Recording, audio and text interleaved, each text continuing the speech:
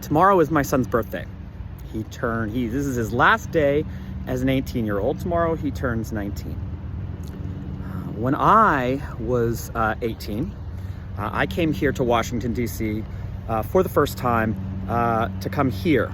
Behind me is, that's the National Shrine of the Immaculate Conception, which is a major Catholic gathering place and literally hallowed ground here in the United States. But below it, you see the sign for the Catholic University of America.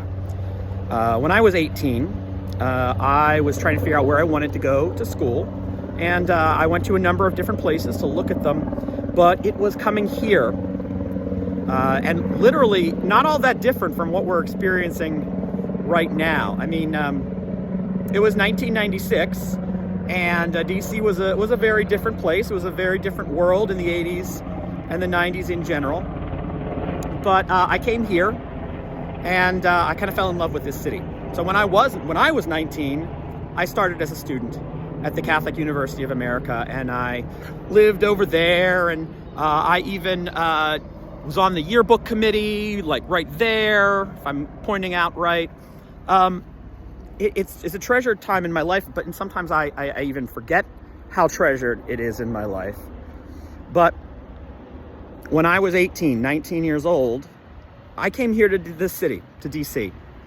And eventually I came back here and made it my home, had children here, taught in schools in the district, in Prince George's County, in Montgomery County, and ultimately helped to found a school in Silver Spring, St. Francis International School.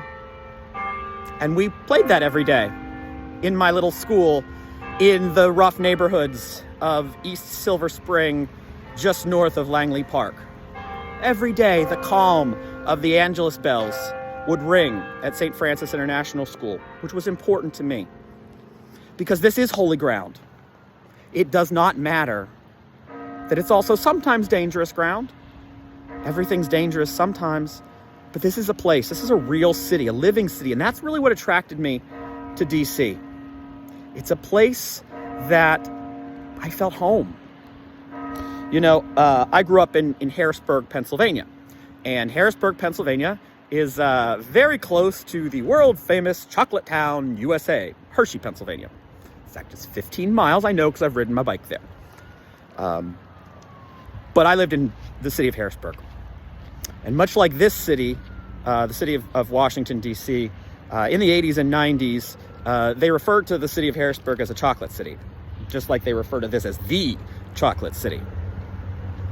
So in some ways, DC was not all that different for me than the world I grew up in. It was certainly different for me than the hill in Wisconsin, where I went to high school, thanks be to God, due to the generosity of the people who donated to the Poor Boys Seminary. But I ultimately decided to come here. And then when my fiance and I were trying to decide where she was going to go, or what are her options for graduate school, she ended up coming here to do her master's in sociology and eventually work in this region because of the work she did here at Catholic University. But when we moved here, it breaks my heart to say, but when we lived a couple metro stops away, literally right outside of our apartment, she was held up, mugged, literally right outside of our apartment. So I'm standing here, I'm not being someone who's a Pollyanna, right?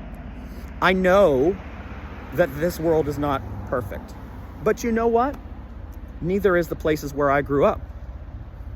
You know, my family's from Johnstown, Pennsylvania, and they got their problems there too. You know, I got family who's been locked up, and they look like me. They don't look like my African-American nephew or my Latino nephew. It's the ones that look like me that are poor white, that have had problems, that have ended lives with firearms, right? So we can't be like, oh, DC, it's they don't know what's going on. They're poor, they're black, they're whatever. This is my home. This is my home. I founded a school here. I educated children in this city for basically my entire adult life. I raised my children here. You want to know what? My daughter is, can't really see it, but down the street is Trinity College, and that's where my daughter goes. You know, this is not theoretical for me. This is real for me. Tomorrow, the Congress is supposed to vote to take away laws that the people of D.C. have long worked to reform their criminal justice system, dealing with bail and dealing with pretrial detention. Laws that if I were that 18-year-old boy, that 19-year-old boy that came here in 1996, if I had been swept up because maybe like I was dumb and I went out into this neighborhood and I got myself into trouble and I got picked up, I got arrested. The laws that they're trying to change right now in Congress would have said this guy would have sat in jail waiting for someone to pay his bond. And you know what? I was dead broke. My family was a mess. My family couldn't have afforded to get me out of jail. That's what they're facing here tomorrow, or that's what members of our Congress want the people of D.C. to face after tomorrow. They want the Democrats in Congress to be so distracted by the crises, legitimate crises around the country, that they vote yes on a bill that makes them look tough on crime. All while what it really does is it strips the local control from D.C. and discretion away from judges. That's what's happening. It's not even like they're taking away or changing something significant. They're just saying judges no longer have discretion. They're just saying that if families want to get their child, their brother, their dad, their uncle, their sister out of jail while waiting for trial, okay, they got to put up cash bond, which is something we eliminated here in the city because it, quite frankly, is a huge burden on the poor. And that's the world I know, because that's the world I grew up in.